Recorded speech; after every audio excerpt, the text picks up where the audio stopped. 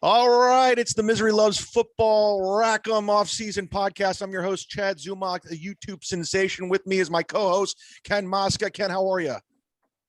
Doing great. You're the influencer, Chad. I'm an influencer, and we have two very special guests from the TV show Crashing, Kevin Brennan, and from Comedy Metal Midgets on Barstool Sports, Jim Florentine. What's up, guys? That's not the name of my podcast. Oh, it's Everyone's Awful. Thanks. But you have an Ozzy's Boneyard show that called that, right?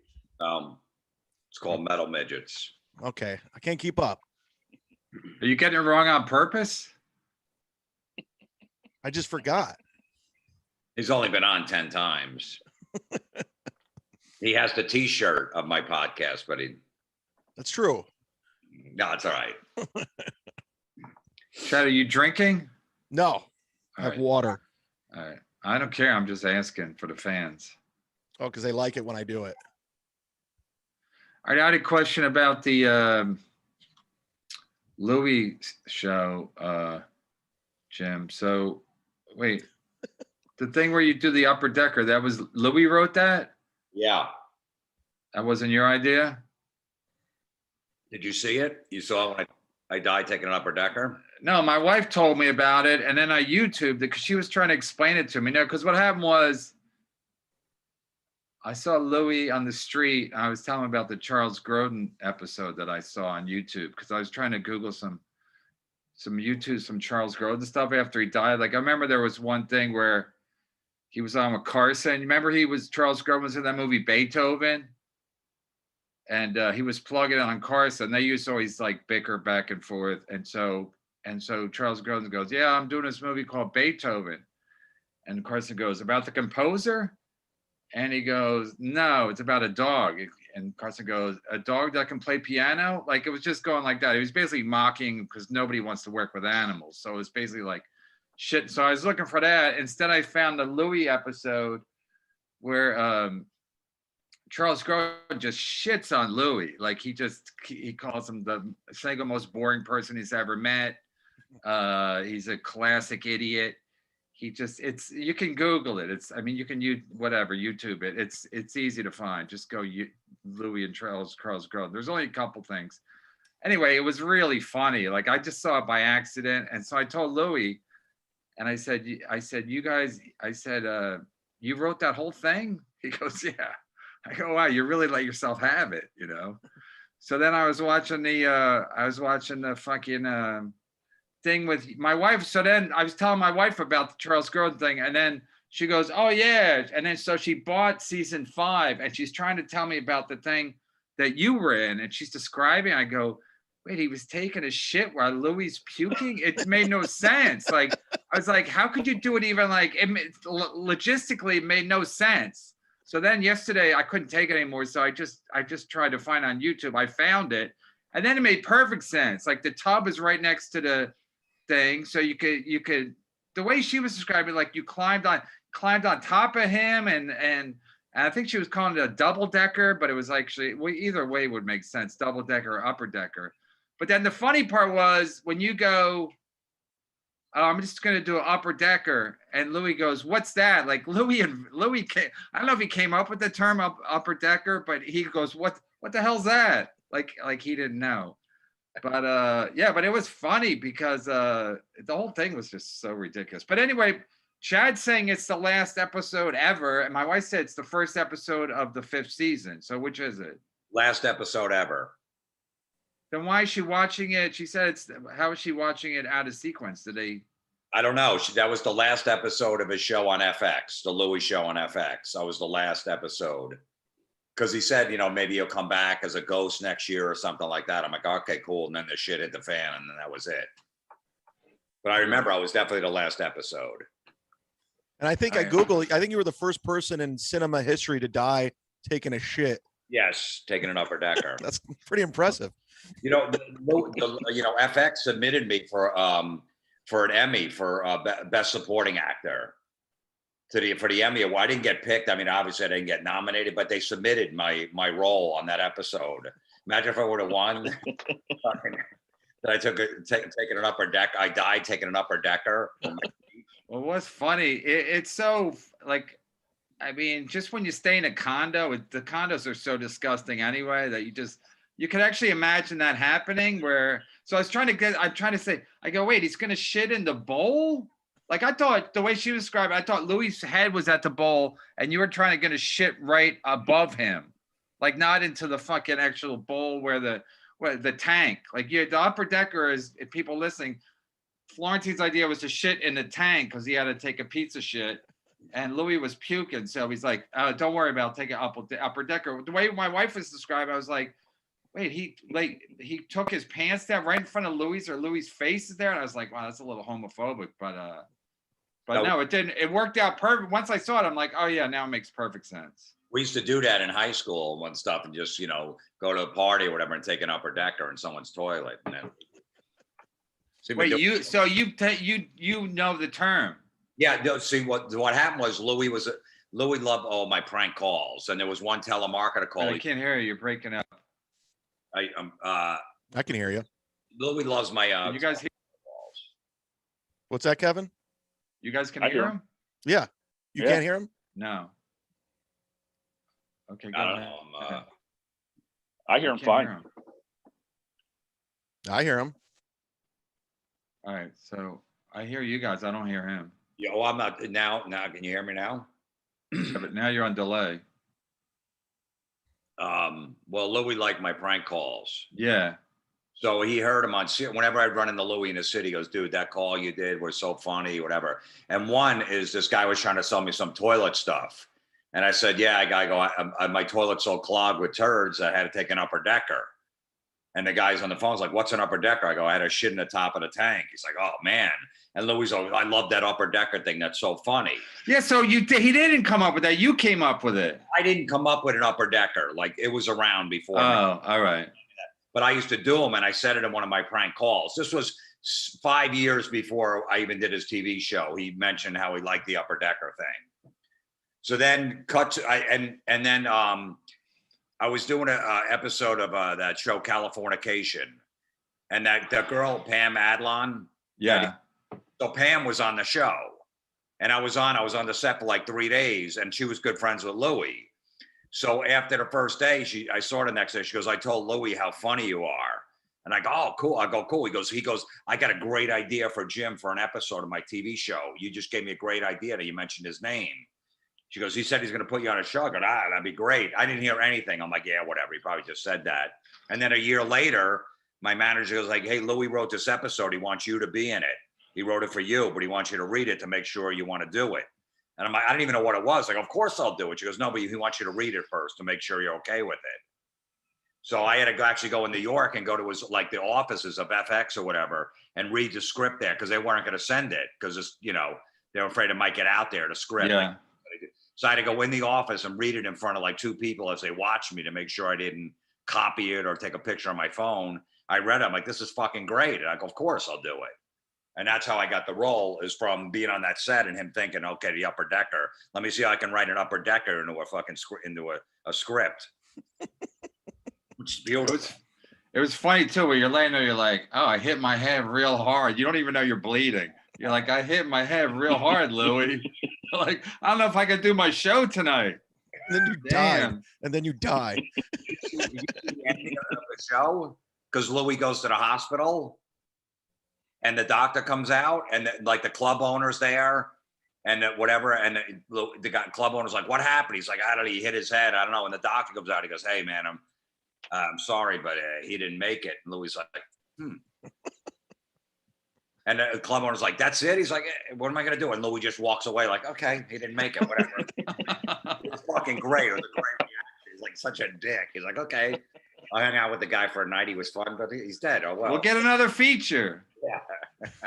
That's really what it comes down to. The show must go on. It's like, what am I gonna do? The guy took an upper decker, didn't work out. Now he's dead. You picked up on that feature hag shit too. That was really good. That was the whole thing. There was Louis on the road. It was, I guess, 2 parts. I was in the second part where, you got that feature that you have to share the condo with for the whole week. And the feature's a complete hack, and he's doing fart and shit jokes and just doing stupid stuff in front of you and killing. And then, Louis is this New York comic. We're in like Oklahoma, and he's bombing. And then I got to the point where I'm making fun of Louis on stage and before him, like mimic him. And he's in the back of the room and he's miserable. And the club owner's like, I think I'm going to switch the order. For comics, it's a great episode. And I'm just every fart and shit joke I could think of. I'm like, this thinking the dirtiest, disgusting. And the crowd's laughing at everything I say. And Louis gets up there and he's bombing. He has to headline for an hour. And we have to share a condo together. And then I'm bringing girls back to the condo and Louis hiding in the room. Like, come on, let's have some fun. He's like, I'm good. And like, what a weirdo. What a baby. Come on, I got chicks here. You know, doing all that shit. He's like, what a fucking I hate this guy. And then we finally have it out. And we just at each other. And then we make up. And then there was a whole scene that Louis cut out of that episode. If you saw the episode, after we make up and stuff, we start drinking. There was like 3 minutes. We crashed through the walls. We fucking trashed the whole place. Like we crashed through the window from outside in and just smashed the place. We had girls deliver pizza. We're dancing with them. We're making out with them. And then all of a sudden it would cut to us in the toilet, but he cut that whole scene out. It was like a montage that he cut out of you guys. Yeah. We actually crashed through an outside window into the condo. And Louis like, look, I'll do it, but I don't think you should. You know, you got a kid. I go, I don't give a shit. I go, you got kids too. I go, if you're doing it, I'm doing it. Because we're just going to land on the ground. We could have easily fucking busted an arm or whatever. Like, fuck it, I don't care. It'd be a good story if I break my arm. Yeah. So, but I'm watching it now. I guess it didn't work, so he never released that. So it just cut to us making up and then us drinking, and then we're in the toilet, and I crack my head open and I die. Yeah, I shared a condo with a guy in Milwaukee one time, and it was like, I forget exactly what happened, but I think he would have like girls over, but he was always like smoking and everything.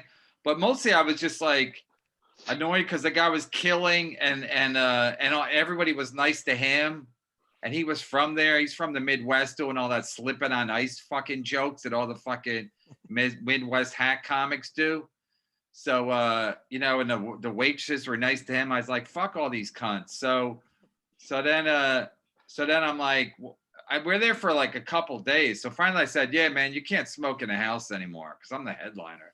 I'd say like that. I said, you can't smoke in the house anymore. And then like Saturday night, he some of his buddies show up. And one guy goes, hey, you're the guy that has a problem with people smoking? I was like, fuck this motherfucker. It's like now I'm a Karen. I'm just trying to be a dick. Now he's bringing back up. I'm like, fuck this. That's why I will never stay in a con. I won't do the gig.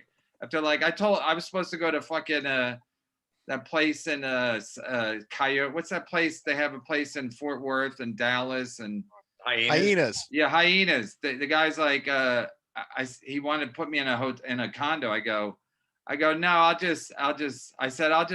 said, just get me a room at the hotel. I'll pay for it. Cause I'm not fucking staying in your fucking dirty condo. Well, the one, I did those rooms.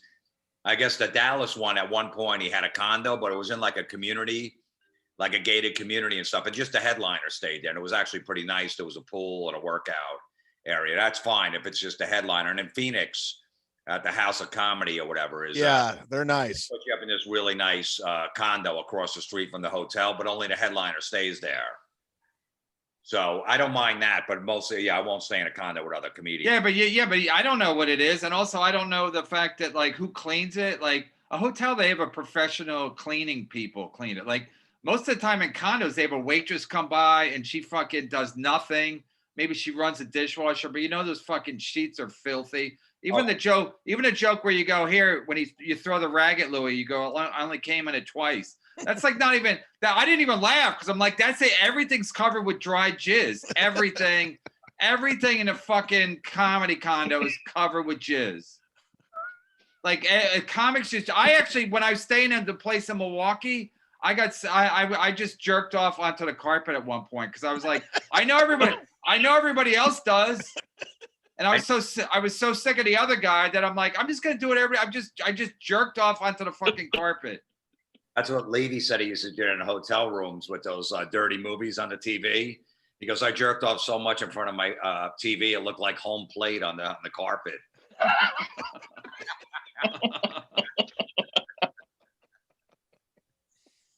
Yeah, they would send the waitresses from the comedy club to go clean the condo. Yeah, they don't know how to clean. You know what I mean? Like you No, said. they're just there. They would go there and smoke cigarettes and talk to each other and go like and make the bed. But it's like it's fucking filthy. One time I complained and the guy goes, "Oh, I got to tell the Shannon and Lisa to do a better job." I go, "Who's that?" "Oh, the two waitresses." I'm like, "You guys don't have $30?"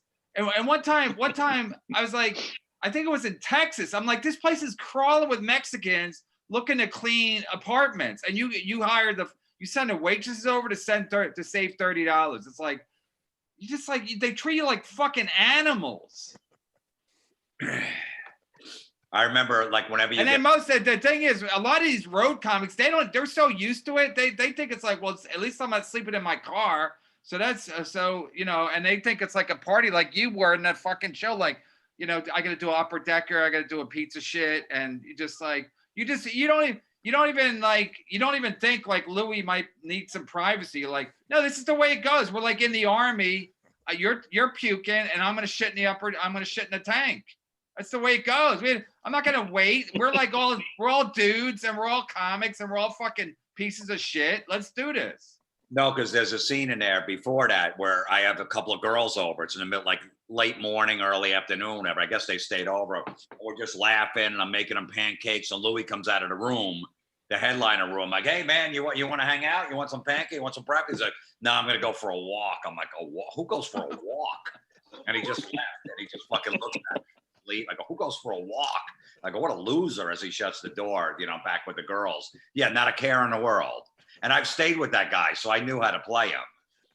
No, it's the worst because the feature, you don't even know what he's in it for. You don't know if he's in it to like get on TV or if he just try to get pussy. But like the feature on the road is like the easiest spot.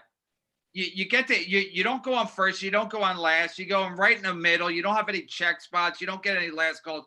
So everybody thinks like you're better. And they're usually probably younger and cooler, and the waitresses like you, and then while the headliner's up there, you get to fucking flirt with the customers when they go to the bathroom. Like you stand in the back and the girls come up and go, "Hey, you were funny. You're funnier than this guy." While the fucking headliner's up there fucking fighting through a check spot or last call. And I could literally you can almost fucking, the worst is those guys that like play it up. They sell a lot of merch, but they make themselves totally available to all the cunts that want to fucking hook up while the headliner's up there fucking working his ass off. Thanks for describing my career, Kevin. While the feature has the cake spot, he follows some shit opener who been probably doing comedy a year, and the feature just kills, and then the headliner has to follow the feature, where the feature had to follow some shit opening act. I remember that was like that when I would open for Dice. I would do 15 minutes, and he had to do an hour, and I would do my best 15 minutes I ever wrote. And then I would kill in front of his audiences. They were great. And then I'd be setting up my merchandise while he's on stage, and people coming out, "Oh, you're better than him. You should have went on last." I go, "No." I'd argue with him. I go, "No, I shouldn't have." Yeah, I go, "He's doing an hour. I did 15 minutes." I go, "Let's see Dice do his best 15 minutes in front of me, and I have to follow him." Yeah, then you got to close. Yeah, I go, "So yeah, let's see if you see if he'll still say that." Somebody said it when I opened for Stephen Wright. I got to the gig late. I rented a car at Enterprise, and I went to the location that I was supposed to be at was wrong. So anyway, Friday going to Pennsylvania, the fucking Kenwood Theater. I get there late. I'm telling everybody, I end up doing like 7 minutes. So let's do 15 or 20. I end up doing 7. And then he's got to do an hour 15. And then people are coming up to me when I was leaving going, "You were better than him." I'm like, "Yeah, that's right. I'm better than Stephen Wright." That's why he's one of the all-time greats. He had the best first Carson set of all time. But yeah, I should have closed. Let him do 10 and I'll do an hour 15. Mostly crowd work. You fucking cunts. They're all so stupid. They literally think like, what I just saw, I think that this guy should be the headliner. Do you? Thanks. Because they're drinking and they lost focus, and by the time the headliner's on, yeah, like the chat. Plus, they're trying to compliment you, and it's just shut up. Yeah. No, you hear that a lot. You were better than the headliner. No, I literally, sometimes I'll be walking on like near the cellar, and I'll hear people coming out of the Village Underground out of the show. And sometimes I'm not even on that show. They're the first thing they literally say, "I thought the third guy was the best," or the black guy. So they always have to think that they got to compare who was the best. And it's just like, just shut up. Just shut up. Just go to your car and go down with your pathetic lives. I remember this one girl was mad at me after the show, whatever, and she came up to me and she goes, you know, the guy before you, he should have went on last. He's funnier than you. I go, I know. I told the owner. I go, he's going to actually switch the order next show, so that guy's going to go on last. I've been telling him all week. She didn't know what to say. She's like, yeah. I go, yeah, that's what I told him. She's like, you know, she wanted me to fight with her like it was an insult. Like, well, I know I told the owner, so I'm going on second. I can't wait the next show. He's definitely better than me. Just shut him right down. That happened to me when I was in that place in San Antonio. What's that? River Center, that gigantic fucking club. LOL or something? No, it's not. It's not LOL. It's River Center. It was right down on the. It's an improv now. It's an improv now. Yeah, but it's gigantic. It's like the biggest club I ever went to, and it's just way too big. Anyway, so I worked with this local guy who was actually good, you know. And so I watched his set the first time. I go, yeah, you're going to be headlining by the weekend. I just knew the guy was going to be making it hard all week. And like literally by the weekend, they never switched the order, but I was like, I wish they had, because I was like, this guy, he had Texas jokes. Then the next day and he was a good guy. I forget his name. But then the next time I talked to him, we were like friends on Facebook, whatever. He goes, yeah, I'm going on tour with Cher. I'm like, yeah. Like, I'm not Cher. No wonder I couldn't follow you. He like literally went on tour with Cher, like 2 years with Cher. I'm like, yeah, that's what I'm dealing with. I gotta follow a guy. Like Cher can follow this guy. Yeah. But I don't even know if she can follow him in Texas. But I was like, this guy, but he was a nice guy, so I couldn't get that mad. But he was like good looking and he had funny jokes. And you know, when you follow a local guy, you're like in Oklahoma or Texas, it's always fucking hard. Or Minnesota. Like I followed that guy who was on Last Comic Standing that first year with Voss and those guys. Forget his name, but Dave Mortar, yeah. Yeah, he's a good comic, yeah. So we're at Acme all week. He's like, you know, he's doing like, he's just like, you know, I got a week off. They brought me in. I'm like, yeah, I get it. You're just doing a week off. So he's just goofing around all week. The weekend comes. It's like literally the place is like rocking. I was like, what the fuck? He's doing the driving and the sliding off the road with the ice and the blah, blah, blah. I'm like, yeah, I don't have any jokes like that. When I'm on the subway and it's icy. Fucking asshole. I like, even if I like the guy, I'm like, well, why are you saving this? The guy's saving it for the weekend. I'm like, let me get ready for it all week. Do it all week so I'm ready. Don't fucking ambush me on Saturday. I'm gonna kill on Saturday. You ready? No, I'm not ready. He was featuring for you too? Yeah, because he was local. Like he had already done all this. I think he'd already done all the Last Comic Standing stuff. I'm not sure. I just think he was like had a week off and they brought him in. They probably brought in to fucking bury me, you know? And they probably thought I was a weak headliner and they at least have a strong middle. And that's exactly what happened. They were 100% right. They're like, this headliner's probably a little weak. He doesn't have a lot of driving with the ice. I'm about to go into a ditch, Dice. I'll tell you, man, you made a good point the other day, whatever podcast, when you said that guys are just making jokes about being fat because they can relate to women. That's a great, because they don't have anything to talk about. Everything's offensive. So yeah, that was a great theory on that. I believe it. Hey, if I'm fat, then the women go, I get it because I feel like I'm fat. It's fucking genius. And they also watch Gaffigan, who does like fat jokes. He's not even fat really, but he's been riding the fat train, the fat gravy train for so long. But yeah, I saw three guys. I saw three guys the night I was the night before I did that show. I watched one guy in another room, and then I watched the two guys on my show. They're all talking about like, I'm fat. I know all the women are like, oh, he's just like me. Oh, he struggles with his weight. He's self-conscious about being a fatty. Oh, I like this guy. And then I go up, I'm like, you fucking cunts.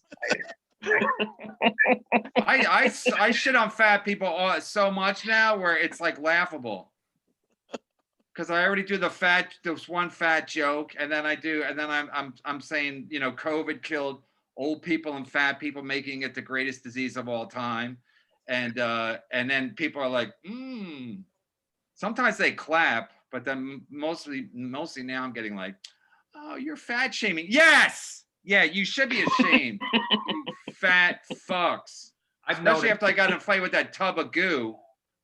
I've noticed over the years, though, the fat jokes don't work anymore on stage. I used to have like 5 minutes of them in every different set that I did, and they don't work because everyone's fat.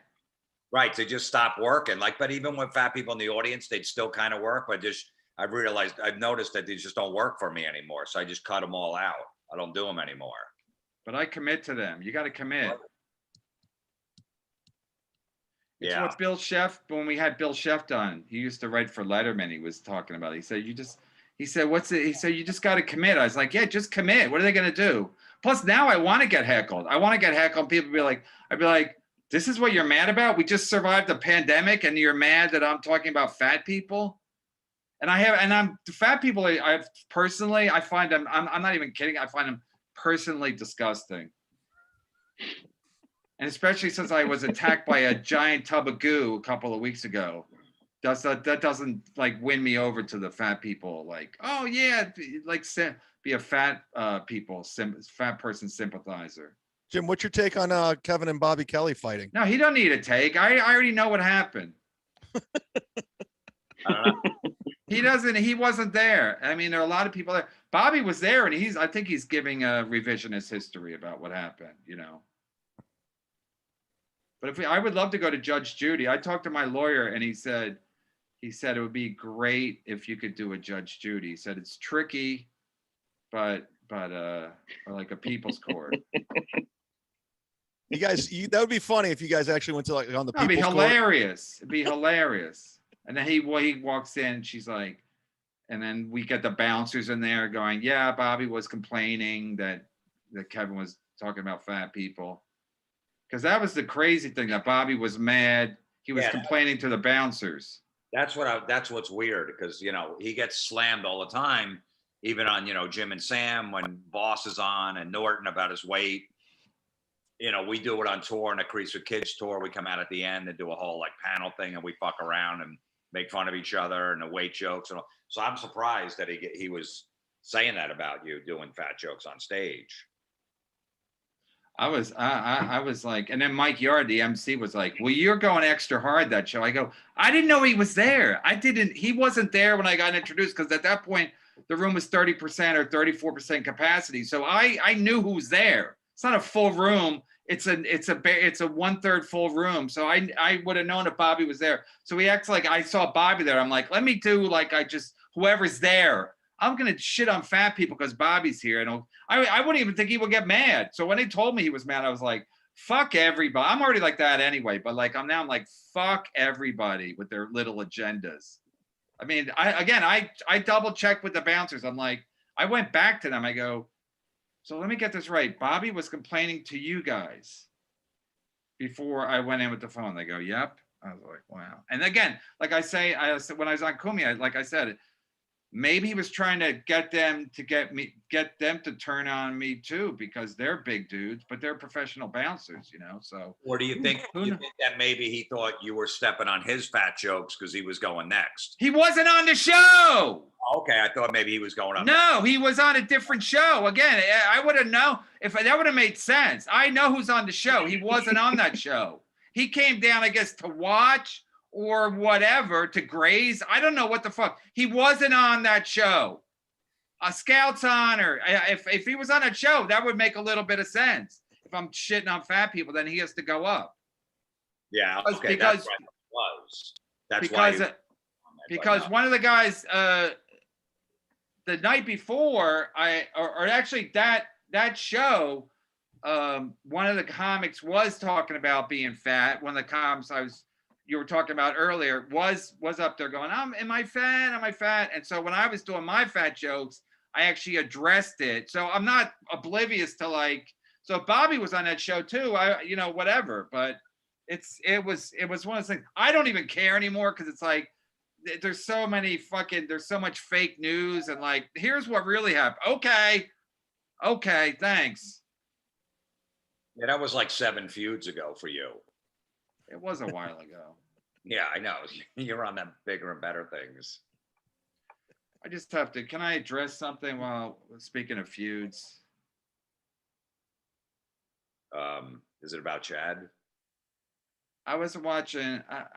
I can't. You guys don't even care. I shouldn't even bring it up. But anyway, I was watching Mark Norman on he was on Whitney Cummings show. I don't even know how I saw it. I guess I saw it on my YouTube.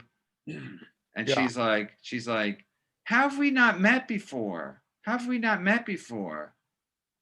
And he's like, I don't know. You know, I'm a New York guy and I don't come out here much and blah, blah, blah. But it's like, I love how like everybody acts like, and I was like, you haven't met him because he wasn't known until now.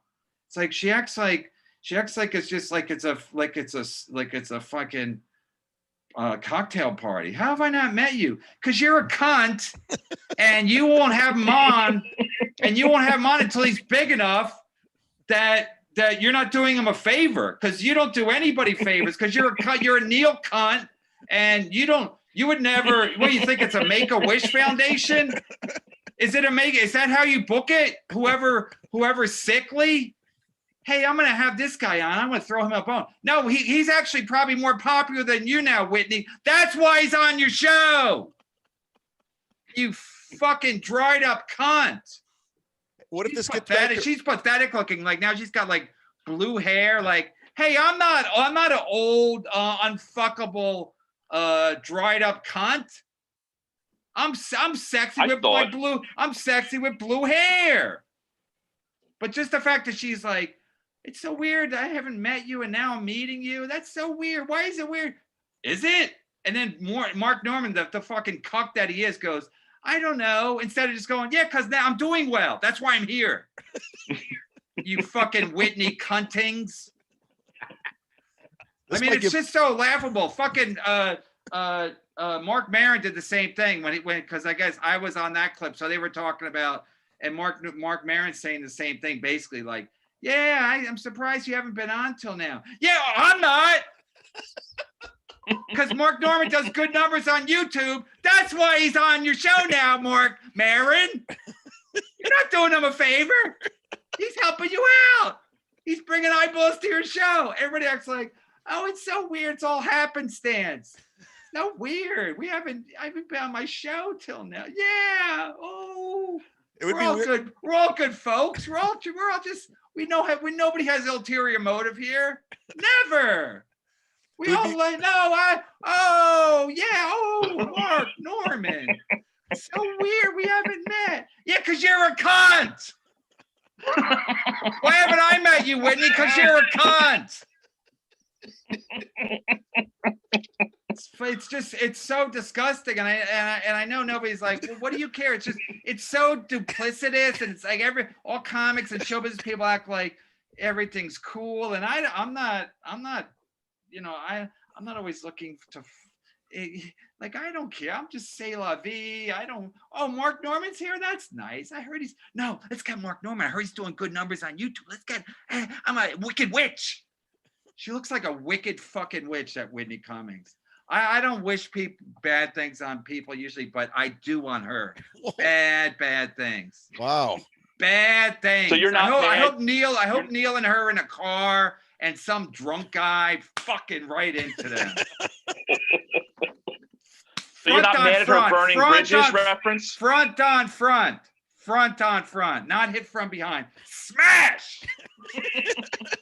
Where the guy so drunk he crosses the lane of the highway, and then it's like, ah! But he's so drunk he's not even going, ah!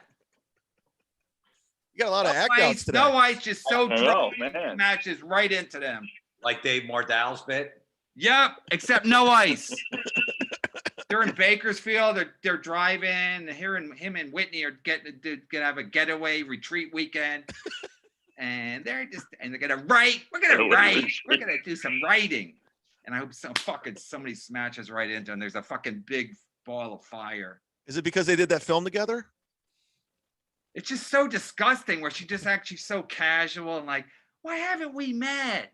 Would it be weird if they had you on? I wonder why we haven't met. Yeah, because he couldn't help you till now, you cunt. Now he's more popular than you. Now let's get him on. Okay. You're not doing him a favor. He's doing you a favor. You has been. Oh, Jesus. What if Whitney got in contact with you and wanted you to come on?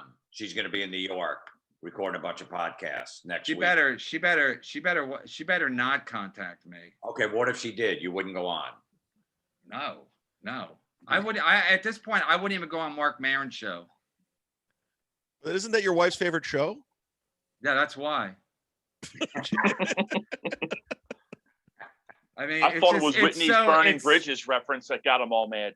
I could care less. I didn't invent that. It's like Florentine didn't invent the upper decker. Burning Bridges and all. I don't care what they say, but just the fact that they act like, I wonder why. She said that episode was supposed to be edgy and they burned a lot of bridges in Hollywood. They're so innocent. We're so innocent. We never have. I'm not a sneaky cunt. I help out people all the time, like Mother Teresa. I'm always trying to help out people. But Kevin, she said that they were burning bridges in Hollywood that episode. I don't give a fuck what they say. Burning bridges for Mark Norman is like what, going to Chipotle? I mean, the guy's pathetic. Jesus. I mean, I'm a fan, but he doesn't say anything. He's never said anything ever that it's the least bit edgy. But they made me sick to my stomach watching them act like, why haven't we met? I wonder. I mean, everybody's so obsessed with like being perceived as being cool and likable and casual as a comic, where they just can't just say bluntly like, well, no, he should just say like, no, I'm here because I'm doing well, so you asked me to be on. He's like, I don't know, I'm a nerd and I live in New York. I don't know, I don't get out much. All I ever see him is out. Mark Norman's always out every night. Let me know the next time he doesn't go out to do spots. Let me know. But he's always like, I'm a nerd. He's like the models who say they're nerds. I'm a nerd. Are you? Okay. So you want us to like you? So I'm a nerdy. Yeah, speaking of which, and then Mark Norman says he's socially awkward. I've never seen a guy not more socially awkward than Mark Norman. He walks in the cellar when they used to have the comics table, would be like 14 people. Nothing shy about him, nothing reserved about him. He's one of those guys that like, I'm like, wow, I actually admire how not socially awkward is. But he's got to play like, I'm awkward. Are you? Well, you guys just lie to yourself. I guess you lie to yourself and then you lie about what Whitney's doing, and it's just a lie after lie after lie. And then it's just all like, who cares? I'm selling some tickets. Joe Rogan has me on. Do you think you're socially awkward? I don't even like to be around myself. I'm not even kidding. Like, it's getting to a point where I'm like, I'm not even comfortable. I was standing by myself the other day outside before I went on at this Comedy Cellar. I was uncomfortable being there by myself. So I'm like, yeah, I am very socially awkward. I can't even get fucking proper lighting on my show.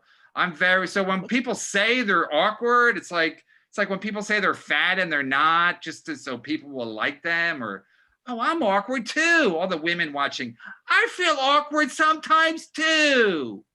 If my pussy stinks a little that day, or I'm not so confident with my freshness, sometimes I'm awkward. Sometimes I go into a bar and I feel awkward. Then 20 guys will come up and try to talk to me. And then I'll be like, I guess I'm not. It's awkward. I don't know. Kevin, is this because you got suspended on Twitter? Is this where this rage is coming from? Not at all. Not at all. You got suspended? Yeah, I got suspended, and then when my suspension was over, my account was locked. Might be that I think that's called a double. I think it's called a double header. It might be that XXX guy to fuck with Chad, his fans, or whatever that was. It's not. I got drunk. What happened was, the 2 nights ago, I had early spots, and I had to wake up early that day. So anyway, I was coming home, and I saw that the Knicks were losing by 13 at halftime, and if they lose this game, they're basically done. So I was gonna get some wine anyway, because I'm supposed to drink red wine from my cholesterol. So anyway, so I got drunk, and then the Knicks came back and beat Atlanta, which made me furious. So because I knew Sam Morril was going to be happy, so I took it out on these. So this girl had a OnlyFans. You know, my OnlyFans. It's like, you know, they call themselves sex workers. I call them whores. But anyway, so this one was like, this one said, I said one girl had some pictures, and I said, just on Twitter, like I'm not on OnlyFans, but she said, I said, do you have any pictures where you're not covered with tattoos? Or I said, you have any pictures where you're not covered with these stupid tattoos? And then it was sitting there for like an hour or two or three, I don't know. And then all of a sudden she came at me, and then like a gaggle of whores, like she had all these backup, like more OnlyFans girls, and they were coming at me, and I call them all whores, you know. And then so then I was blocked, and then for 12 hours, and then when it was lifted, my account was still messed up. I go, what's going on? And then it said, oh, your account's locked because I called someone a cunt, but I spelled it K-U-N-T. So I thought that was safe ground, but I guess it's not. So I learned that you can't call women whores, but I still think they got to report you. I still think if you call them a whore and they don't report you, Still locked out? no, I'm saying my suspension kept saying 12 hours, and then it kept count down to like whatever, to 7 o'clock the next day, 7 p.m. And then when I went on it, it was, and then now it was locked. First it was suspended, now it's locked. I'm like, why is it locked? Because I called other women whores, so I thought they reported me after the fact, and they were going to put me on more of a lockdown. But it was just locked because I called someone a K-U-N-T. I wasn't mad about that at all. I get disgusted by like people, like comics are. It's like, you know, people get mad at politicians because they pander and they'll say anything. But comics are like, they're disgusting. They'll say anything. Dave Chappelle, our best comic, is like, he'll say anything. He made that speech where he said he couldn't, like showbiz, basically like showbiz has been tough with him. It's like, when you were 14? Like, ever since I met him, he's been doing great. So I'm like, they'll just say anything because they know their fans will support it, and they know fans are stupid. Like, people think Mark Norman's socially awkward. He's not. He's the opposite of that. I've never seen him be awkward. Never.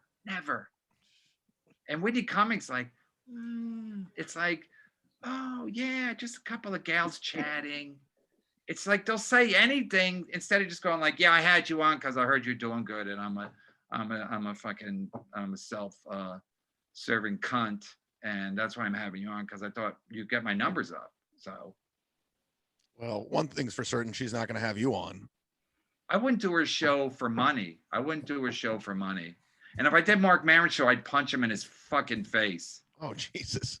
I would use the opportunity to punch Mark, to get on his show. I would use it like as a mole opportunity where you're like, yeah, I want to do your show. And then when I got on, I would punch him in his face. Florentine, you did Maron, right? Yeah, I did it twice. I didn't know Maron that well. I knew him a little in the city and stuff. Yeah, I know him. He's a douche. I know him very well. He's a fucking douche. And he's the, I got a new theory about some of these things after this past week, is that I think Louis C.K. was taken down by the Jewish Illuminati because he was doing too well. The New York Times took him down, which has been run by temple goers for years. So I think, you know, they want everyone. They'll let a couple guys slip through.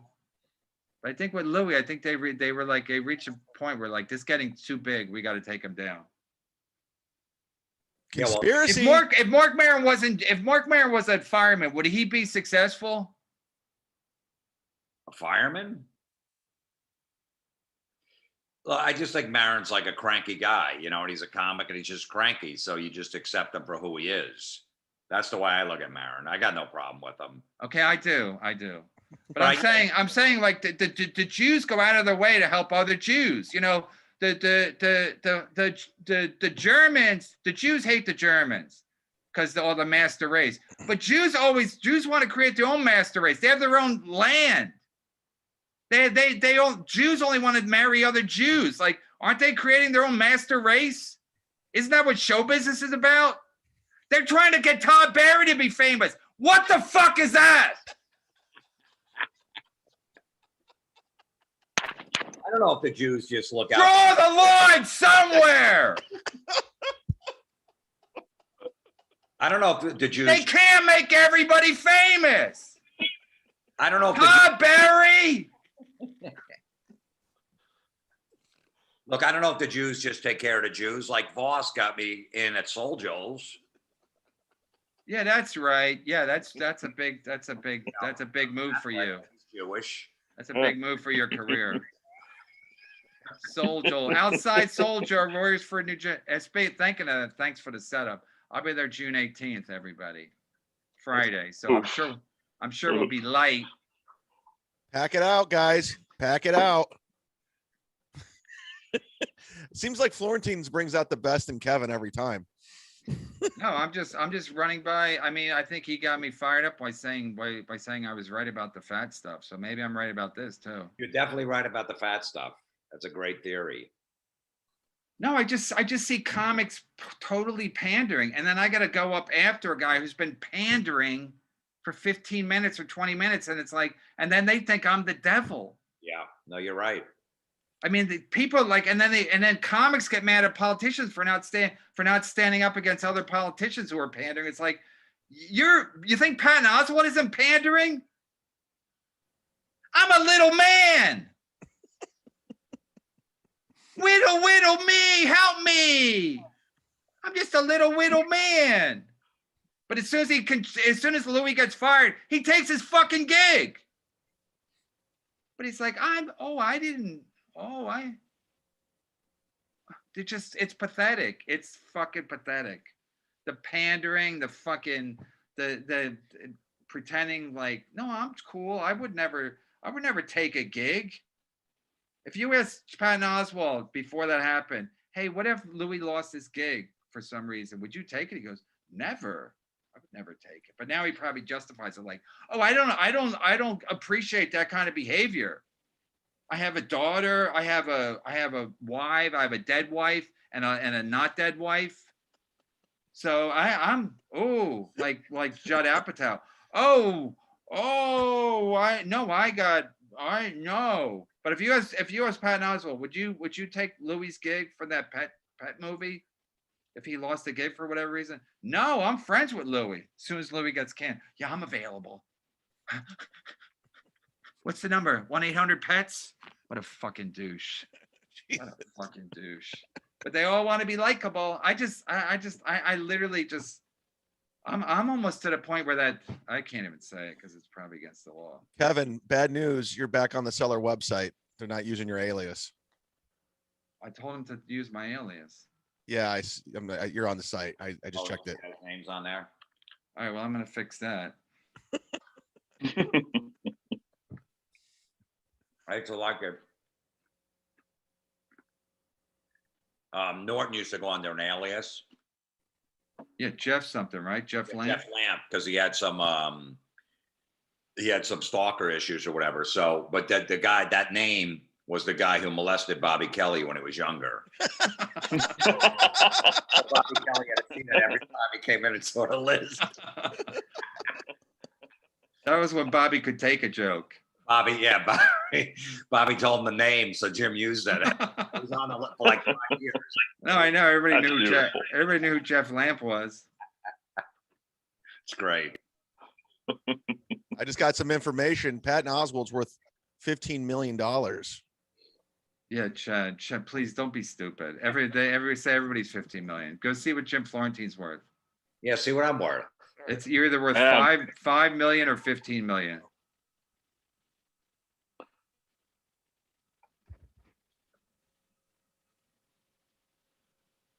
Doesn't even come up. Why can't you find Patton Oswalt? He's not even on the show. The guy's on the show. You can't find what he's worth. It says Jim's worth $800,000. 800,000. Yeah. Like, how do they know these numbers? Like, I don't even know where. They have no idea. They have no idea. Your bank accounts or They anything. have no idea. They're just dumb. The dumb people like Chad like to look up stuff. No Well, offense, Chad. Here's another one. It says you're worth between $1 and $5 million. That's a bit of a 5 million. Yeah, $1 to $5 million net that's a worth. bit of a gap. That's a bit of a gap. Wait, 1.25 million or It says $1-5 million. Kevin Brennan's worth 1.3 million. Is that what it says?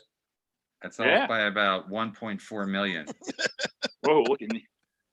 Wow, Neil Brennan. Damn. Fuck. First of all, it's wrong, Ken. So you can get off your fucking whatever you're on. Someone's doing well. Brian McCarthy's doing well. He sold his house. His new one or the I don't one? know. All right, are we done? Yeah, we're right about an hour. What do you want to say anything about football? Or are we done? How about that Tim Tebow? Yeah, I don't want to talk about football. Nice to see you, Jim. Yeah, I mean, there's nothing really going on. A couple little fucking babies trying to get traded, but Aaron Rodgers. What do you think Julio- about the Julio Jones to the Packers. What do you think about these basketball players getting spit on, Jim? You for that, against it? 4. Yeah, I mean, it's and popcorn. It's like, okay, so that's what people are. Gonna Yeah, but spit's a little different. They spit on 50 Cent. He was on the front row. I thought 50 Cent was dead.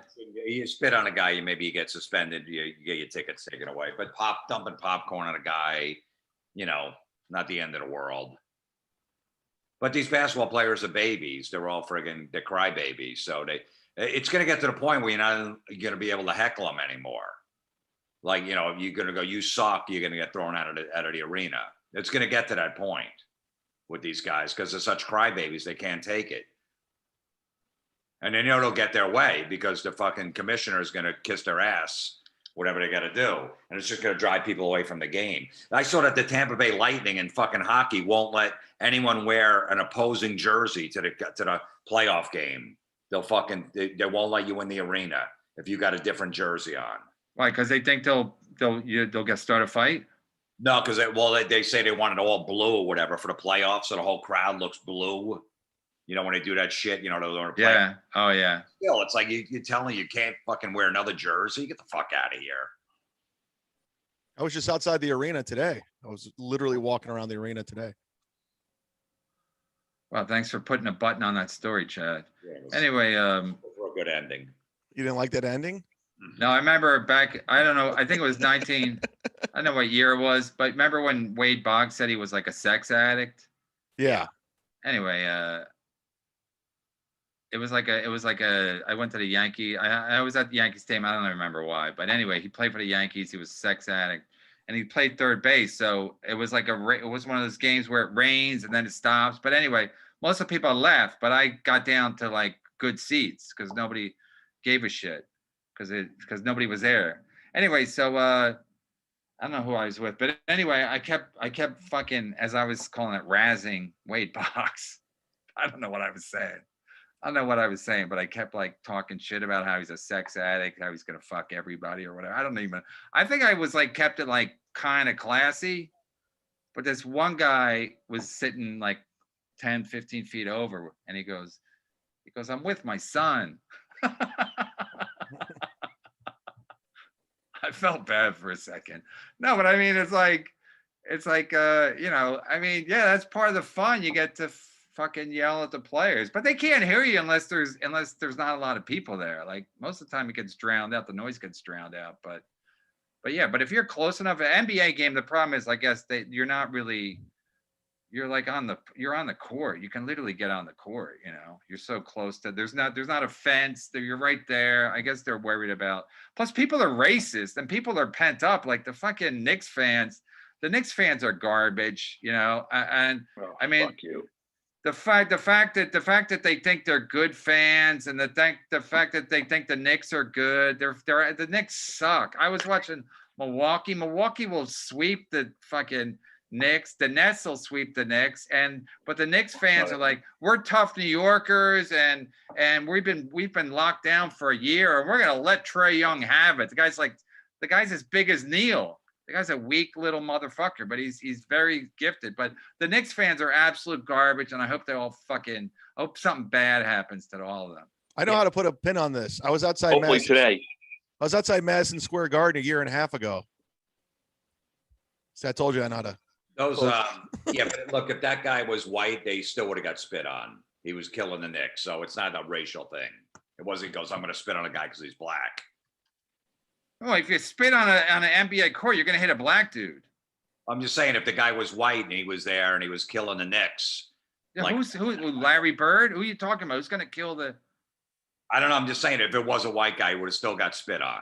No, but it's not really a racial situation. It's like it's the fact that like the Knicks fans are garbage. Even I was watching a fucking Knicks game, and Mike Breen and Walt Frazier. I was watching the local coverage instead of TNT, and they were saying like Knicks fans got to be better than this. And this one, the Knicks were losing a game too, and it just looked pathetic.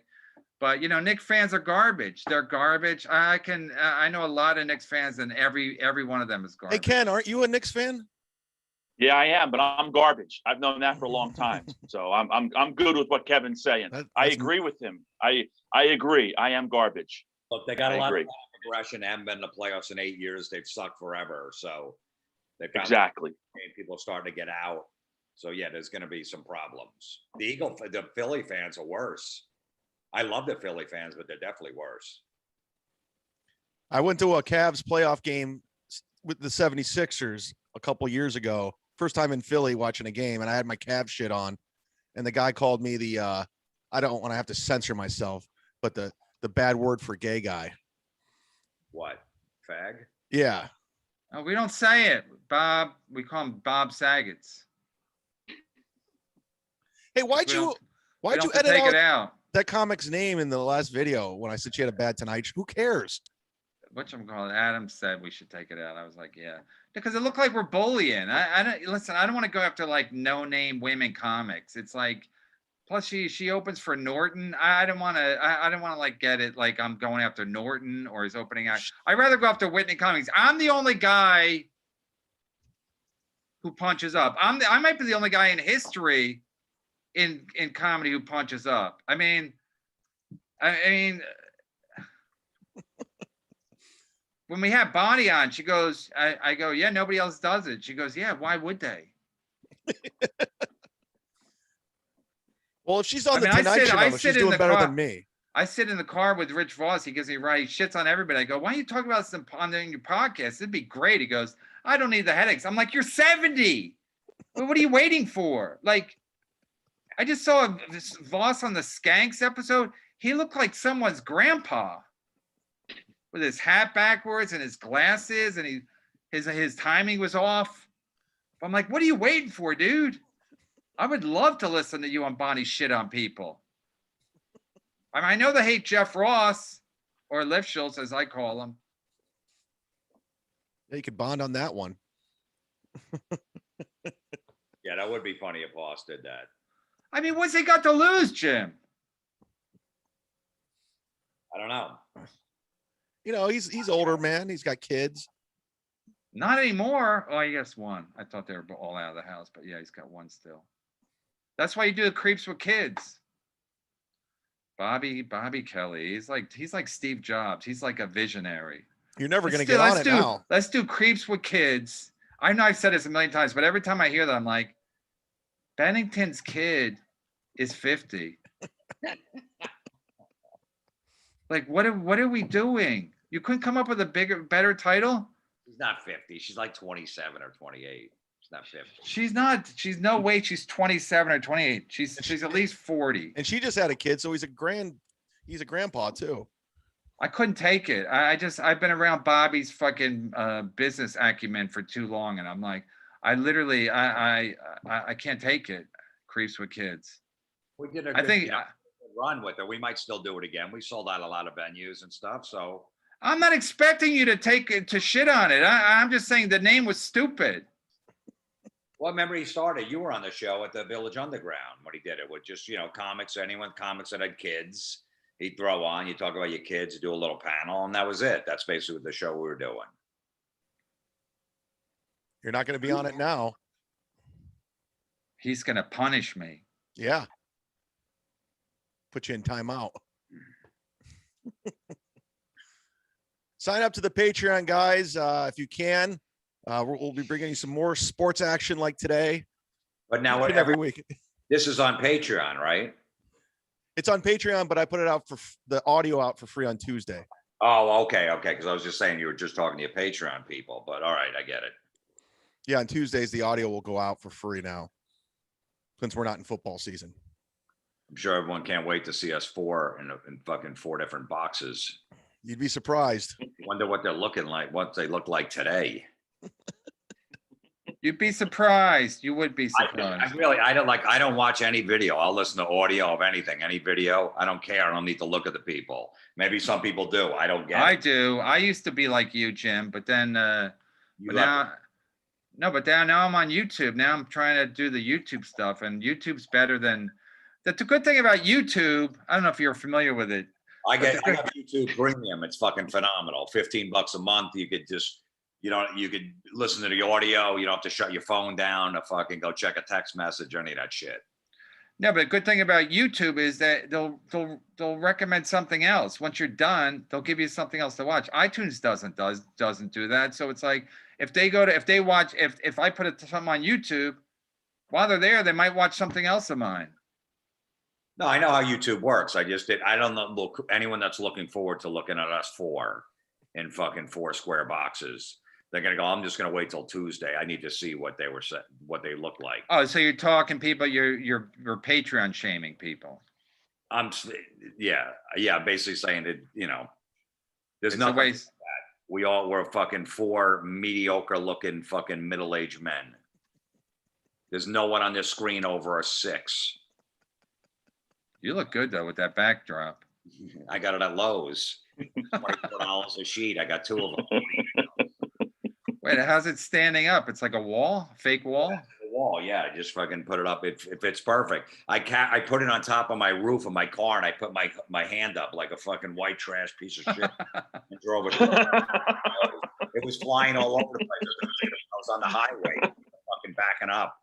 I'm holding it down. I tied it down a little. It's so fucking big, but Did they help you tie it down, or you had to do it yourself? I did it myself. I brought it. I had some bungee cords, and I had the little rope, but it didn't work. It was fucking. As soon as I hit 35, the fucking thing was flying up. I thought it was gonna go off right on the highway. Jim, what part of the house is it in? It's in like my living room, kitchen area. Okay, I know where it's at. Kitchen area, yeah. Yeah. Yeah, when you see people like with their mattress on top of their roof and they're holding it down, that's just kill yourself. Like I did with these. I know, it was a little, my God, this is fucking white trash to the fucking max. Yeah, like if you're that poor like that, it's like, just get a new bed, or it's like, it's so embarrassing for them. I'm like, I want to honk and go, just pull over. It's embarrassing. It's stupid too. There's no better way to move your bed. Just hold it with your hand, and your girlfriend on the other side with her hand. That Lowe's is not far from your house though, so I get the logic there. Yeah, it was like 3 miles, but my hand was freezing. It was the winter time too. I'm like, fuck. It's like cold and the friggin' wind blowing. I'm like, this. You got to take the back road so you don't have to go fast, because that speed will kill you. Yeah, I know. The next time I went, I had to go back for another sheet. I took the back roads. I got this is a lot easier. I could be rest at a traffic light, warm up. Right. Plus, you don't look as stupid on the back roads. On a highway where you're holding stuff down, it's fucking. I know. It's like an episode of Cops where something bad is about to happen. One time we were driving to Florida. Our family, my dad used to tie the suitcases to the top of the station wagon when we go on vacation there. And one time that my dad didn't tie it tight enough, and all the suitcases came off, doing like 65 miles. My dad's fucking big underwear was in the truck, fucking windshield. My mom's bras were all over the fucking highway on 95 in Florida. Cars are fucking swerving out of the way. That must have been a good day for the Florentine family. I could just imagine your mom, how mad she was. Jesus Christ. Oh yeah, it's embarrassing because her fucking wide open, her panties, her fucking bras all over the 95 South. Florida. And you're going on vacation? Yeah, we used to go down there every year. All of us. The worst. Like 3 times a year. It's fucking great. I'm still thinking, people, if you can't afford to travel and go on vacation in a respectable manner, just don't even go. Like, don't fucking go. Like, if you Airbnb or like, just like, or we're saving money. It's like, I see people wheeling their fucking bags. It's like, if you're that poor, just save up. Go next year. It's just stupid. Like, I get it when you're a fan back in the 60s or whatever, and you got a lot of kids, and of course you're gonna drive. We used to do that too, but like, looking back, first of all, it's not safe. It's not fucking safe. Like, we had 10 kids and 2 parents in a station wagon. That no seatbelts. We could all fucking burn to death in one of those fucking crazy accidents. Those accidents you read about in the fucking 6:30 news. And I was in the back part of the station wagon. Of course, with your brothers. Yeah. Well, the mom and the dad and the youngest kid sit up front. Well, my parents would do it. Whoever had the best report card would get the best seat in the car. They could pick it. So I like that. I like that incentive plan. We didn't have that. I was in the back by the spare tug and the spare tire, because I was fucking D's and F's and fucking bothering nuns. Shitting out the back window so they wouldn't have to stop. That's where you came up with the double decker. Dad, don't pull over. I'll just shit right out the window. Your brothers are fucking hitting you as you're taking the shit out the back window. Hey, I asked people to write in with questions, and I want to pick one before we roll out. It's from Ashley. She wants to know, is Jim going to invite Kevin Brennan to his Super Bowl party this year? Oh, his legendary Super Bowl party. This year. It's not what year is it? Or next year, I guess. You're right. He wants to come. I mean, I got a couple guys there just fucking. No, I heard they're going to be rough. You know what they do? Let them watch my documentary before I show up. Play that before the Super Bowl party. And so if they have any questions, that's what I'm saying to these OnlyFans whores. They go, "Who are you?" I would put the link to my documentary. There you go, cunt. There you go. There's your cunt link. Who are you? I'm Neil's brother, and here's a documentary that Porcelain made about me. Okay? And it would shut them all up. Then they'd be like, "Oh, okay." Because I thought I was going to be like somebody, like some nobody. Like, I got nothing to fight. Yeah, here you go, you dirty fucking sex workers. We're sex workers. Yeah, drug addicts who can't get a job. So, yeah. So your only skill is that you have holes on your body that guys want to put their thing into. So, yeah, it's admirable. Good job. If you were a hot chick, would you have been on OnlyFans during the pandemic? Well, that's a pretty big if, but let me think it through. Like, yes, 30, yes, 30 I would. C's, a nice juicy ass. Oh, now you get me turned on. Getting half a hard one. I would say no, because it's like, first of all, the advantage to OnlyFans is the guys get to talk to you, but then guys want more. Guys always want more. So you're friends with them. Then they start showing up at your show or wherever you think they're gonna, and then you got fucking stalkers and rapists on your hands. So I would say no, unless I was really desperate. I say get a job. Get a job at the fucking Target. Yeah, but I said my wife should get an OnlyFans because people have heard so much, and she could get some money. People would have heard so much about her culo for Brian McCarthy that I think it might have some value on the open market, but my wife says she won't do it yet. All right. Hasn't come to that, but you never know. You never know. Absolutely. I just want to give another shout out to Whitney Cummings. Thanks for throwing Mark Norman a break there. You really did a solid for him. The guy's struggling. Speaking of guys who are struggling, might have to do an OnlyFans. You did a good thing.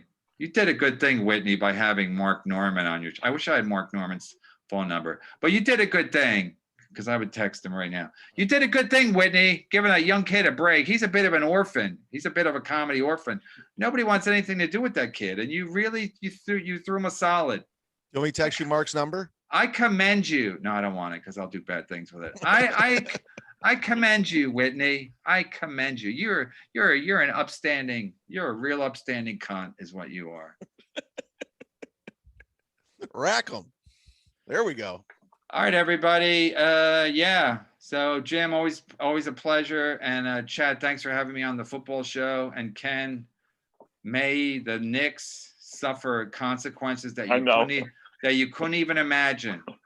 They May they lose 2 games in Atlanta and then have a little incident on the plane on the way home. It's gonna be some bad weather this weekend for Memorial Day. We are Marshall. It would be terrible if something bad happened to their commercial flight. They blew their load the other night. The Knicks, I think they're out. It'll be Hawks in 6. It'll be Hawks in 6. There's your sports talk, everybody. Wait, that's why you wait to the end.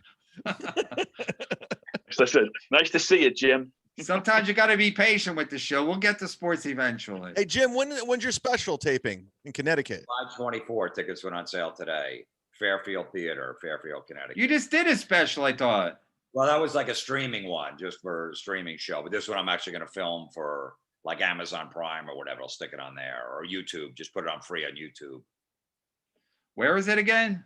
In Fairfield, the Fairfield Theater. Fairfield. Oh yeah. It's a cool little place. What is it? There. What is it? July 24th. Maybe Kevin could open. No. I'm not an opening act. You know what? I don't know if you saw my documentary, but I'm not an opening act anymore.